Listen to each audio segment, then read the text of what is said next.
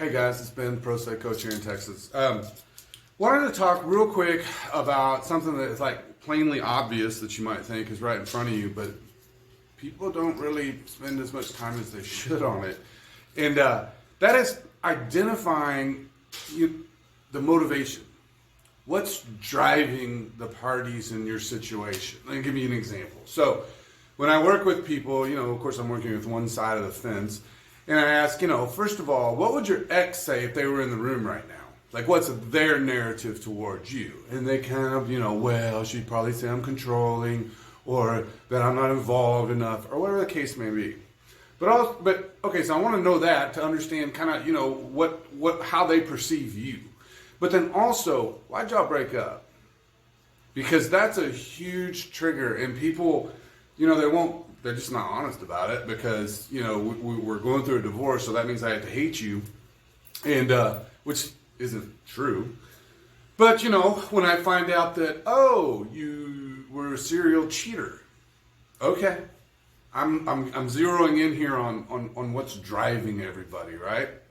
And so once you identify, what our driving force is, you can kind of figure out what is it that this person really wants. Meaning your ex. What is it? What's the end game here?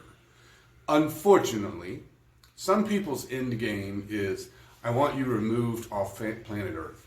I want you to be a ghost. I want you to never see our child. I'm going to torment you forever. That is a real thing. And if that's the case, I'm sorry. But it's going to be hard to walk through this. And it's going to be bloody and hard, and I do not envy you.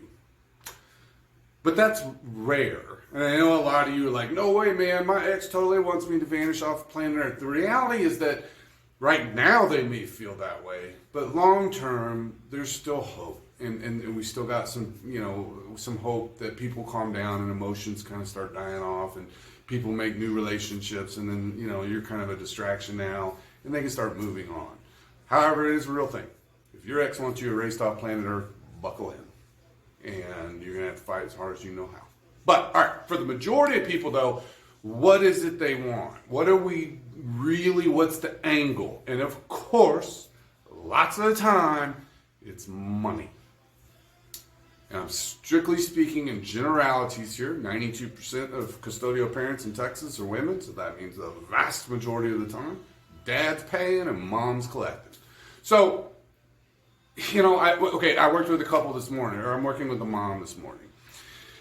And I guess 6 months ago, she filed with the AG to fire up support. Dad goes bananas, is withholding kids, is freaking out, and is obviously terrified of what's coming down the pipe at him. So, I was talking to her and I was like, look, you've identified the trigger. That's our problem. So it's up to you how hard or how easy this is going to be. The state of Texas makes it super easy for custodial parents to squeeze non-custodial.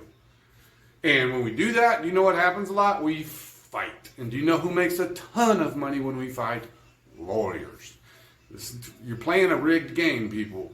But look, if you're quasi-successful, with your career, financially and whatever, and you can survive and you're comfortable, and your ex is quasi-successful and can survive, I hate to tell you, but if you want things to get quiet and get easy, it's a really easy way to do it. Back off. Back off as much as you can or you feel is appropriate or fair. I'm not going to give you some big long lecture about child support or any other damn thing today. But look, if your kid's 8 years old, it doesn't cost $1,500 to raise this child. It just doesn't. I don't care what you tell me. It does not cost that much. I've raised 3 of them. I get the concept of support, but it's up to you, man. If the calculator spits out that you can squeeze your extra $1,500, you can do it. I can tell you exactly what the response is going to be. Y'all are going to fight like cats and dogs.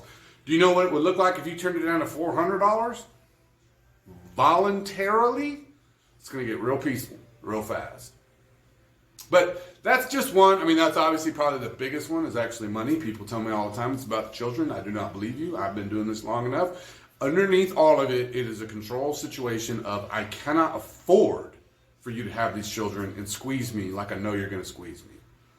So moms, dads, you have way more power than you realize. And this can be as bloody, ruthless, awful as you want it to be. It can also be relatively simple.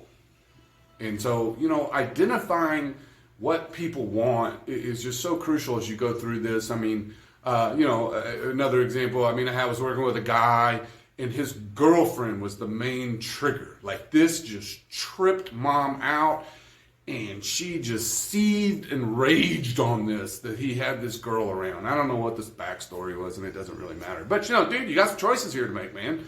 You've identified the trigger. What do you want to do about it? I'm not telling you how to live your life. I'm not telling you how to dump your girlfriend, but you're going to have to figure out how to mitigate this to get mom to calmer days.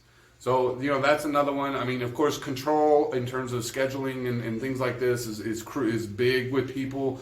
Sometimes things like, I hear this a lot from moms who will say, well, he was never involved in any capacity with day-to-day life. So that means that I can't trust him to take care of these two little kids for 7 on, 7 off, 50-50 schedule.